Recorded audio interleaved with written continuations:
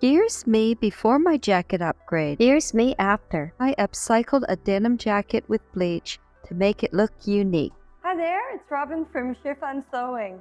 Thanks for coming. If you're new here, then welcome. This channel is all about refashioning patterns for garments that you want to turn into something really fantastic and new. Today, we're going to do bleach dyeing on denim. It is so much fun. It's not hard, and you're going to be totally surprised at the result. The first thing you're going to do is get a garment that you would like to refashion. It has to be denim. We're actually going to paint bleach right on the fabric. So denim is a very strong material, but you have to be really careful if you're going to do bleach dye. Today I'm going to do something with a logo. I thought, well, I'm in Tasmania, so I'm going to make mine Tasmanian she-devil. Now, it looks kind of funny right now because I've already been cutting into it. I started out by just cutting out the letters, and I cut out the Tasmanian devil.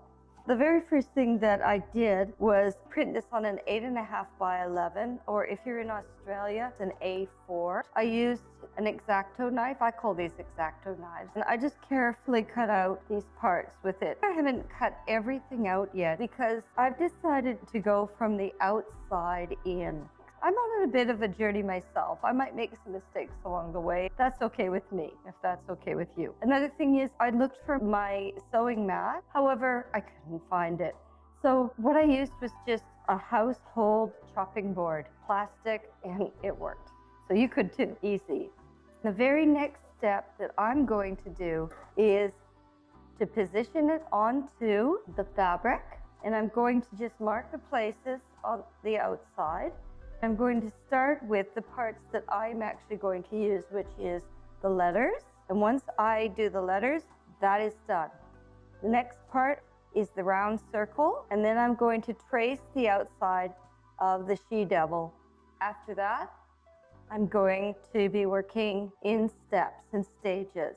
And I think I'll start with her hair, and I'll do that next. And I'll cut out more, trace it, and keep on going. Let's begin tracing the stencil onto the fabric. I have placed my stencil onto the back of my jacket. It is an 8.5 by 11 sheet of paper the stencil is on. I've pinned it in place. I believe that is pretty straight. Also, I measured up against the seam here. There's no reason why you can't fold your stencil in half and fold the top, make the mark or measure over, find the center point, then do the same with where you're going to place it. You can feel confident that what you're putting on here will not be crooked. I can lift it off and put it back on again, and I will know where this has to fit. I took tailor's chalk and I drew where the letters are going to be, and I filled it in. The reason I filled this in is because I feel like I know how strong bleach is. Even though I've got the chalk sitting on the fabric, I know bleach is going to go straight through when I paint it on. When I take out these pins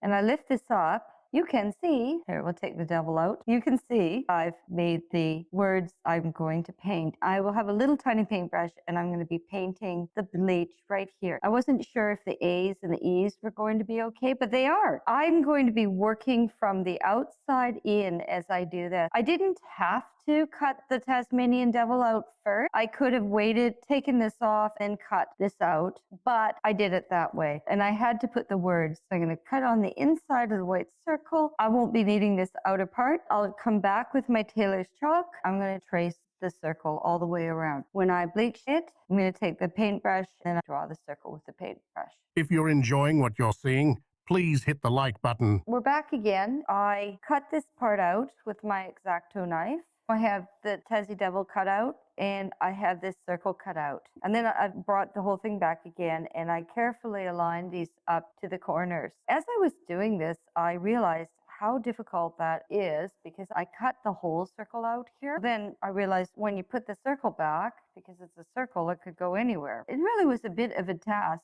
cutting it out and lining it back up again, and much harder than it needed to be. All I should have done was put these pin lines on right from the beginning. You know, when you print something in graphic arts, it has these pin lines. It's an old-fashioned thing where graphics cameras lined things up against these pin lines so you could find the place you were at exactly so it would be straight. I eyeballed it and I put a cross right here, and I can rub that off later. And I made my pin lines here, here, here, and here. And then I reproduced them by putting a line in everywhere along here on those points. Then I went ahead and I realized I need to do that approximately right here, and I kind of judged it there. Then I even did it on the Tasmanian Devil. I can line it up. I'm going to continue doing that as I go along, and then I shouldn't have any problems. I'm going to draw my circle all the way around, and that will be where I paint with bleach.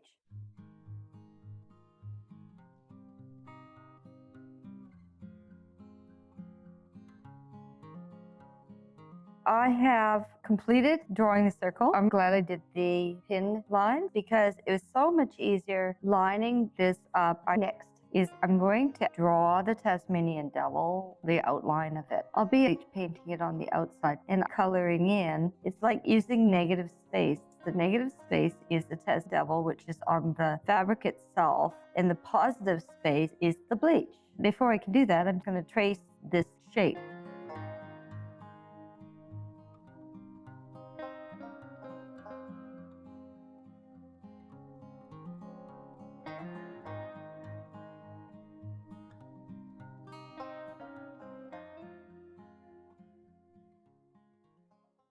I have now traced the Tasmanian Devil. You really need to have a steady hand when you're doing this. So you might want to pin this before you do it because it'll help you to steady it. Make sure you're holding things with a steady hand and then drawing, and that will work much better for you. Remember that everything that's black on this image is negative space. And everything on this image that is white is going to be the positive space. And the positive space is going to be everything I paint in white. When I took this off, I traced this. I had to really look at it, really think about it, and I did the right thing. I colored in this part here because on the stencil, you can see that's the positive space. That's exactly where I have to put the dye. So this is what it looks like when I finish. I can double check that is correct. This is going to be a little wisp that comes around there. So I'm going to have to paint that. And this is going to be the white. I'm working in, and now I'm about to do the next step. These parts here are the hair. So I have to go back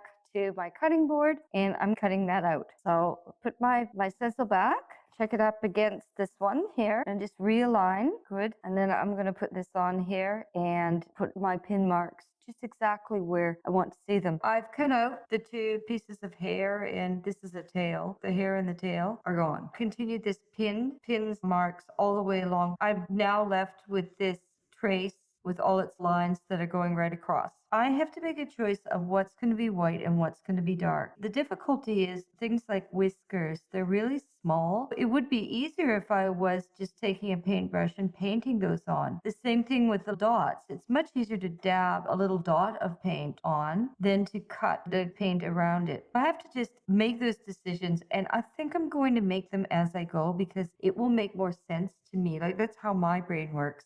So the very first thing, working from the outside in, is I want to get to this face part. I have a choice. I either do a thinner line here or I take away part of this. The trouble is that when you're painting with bleach, it bleeds. You can't get it really super duper straight like that. Some of this is going to have to define her face, and that's going to be the dark. I'm just going to cut a little bit off of there, and then I'll come back. Did you know that what you're watching is part of a video series? I'll give a link to the playlist in the description and below, and I'll list the next video at the end. That's the cool thing that happens. It didn't make a longer chin. What it did was, this is going to be dark fabric. So watch what happens. When I take the pieces away, see, all Tasmanian Devils have a little bit of white right here. They have a band of white on their fur. So this band of white is now smaller than it was. And so that will give the black in between to where this face will be. I need to trace this white part along here to start with. I've got a line for a whisker right there. So I think what I'm going to do is cut it right there and cut it out all the way along there, just this piece here, because I'm going to leave some black for whiskers in between. I don't have to do as many whiskers as this, but I've got to do some. Otherwise, it's not an animal, right? It's got to look like an animal with whiskers. I'm personally glad that she's finally finished drawing the stencil. I finally got all of my stencil traced out onto my fabric. I must say, I honestly have a bit of a difficult design here. It's a bit complicated. So get a very simple design to start with. It will go faster and you can try it on your first designs and then you can work up to something more complicated. I realized once you start getting into the face, that became a lot more complicated because it just had more intricate stuff. That is going to be harder for me when I do the dyeing because the bleach dye will bleed with a paintbrush. So I'm going to have to be really careful. I've got the design traced here. It's a little bit more blurry in the eye area on this side. The chalk does come off as I'm using it. I had to redraw that chalk a bit. Right here is her eyebrows. On the top is where her scarf is knotted and tied. This will be her ears. I've got all of the parts put in there and her fangs come down here. She's looking pretty good to me. The real test will be when I bleach dye it. That process is about to start. I'm going to get the tools ready and then I'm going to begin the bleach dyeing process. Although it's fine to use Taylor's chalk, you could try using a little tiny piece of soap. It works like chalk. You can see which works better. The chalk was a bit thick and maybe a little piece of soap would be thinner. You could try out both. I know what some of the environmentalists out there, and I am one too, I know what you're going to say. Bleach is very, very hard on the environment. And you know what? You are right. It is. What I would say to you, we're really not using very much. Is it worse to use just a little tiny bit of bleach for this process or having garments in a landfill? So if I can save an outfit and I can make it look really great and I can reuse it, then I've done a good thing. She's finally adding the bleach. Watch this next video.